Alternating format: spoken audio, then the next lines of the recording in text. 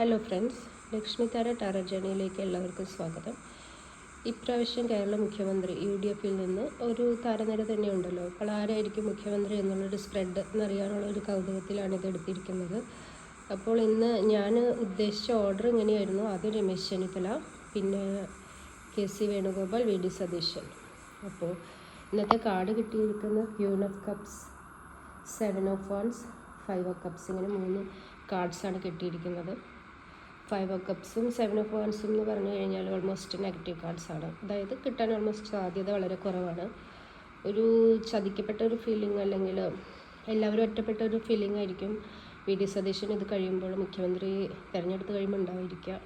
KC Venugopal ആയാലും support നിലയിൽ കുറവ് വന്നിരിക്കുന്നതായിട്ടാണ് കാണുന്നത്.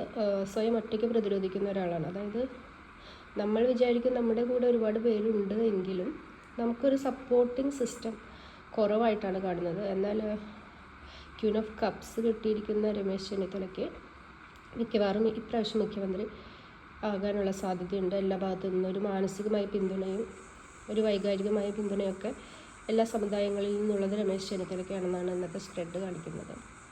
സോ എൻ്റെ റീഡിങ് ഇഷ്ടമായെങ്കിൽ എല്ലാവരും ലൈക്ക് ആൻഡ് സബ്സ്ക്രൈബ് ചെയ്യണേ.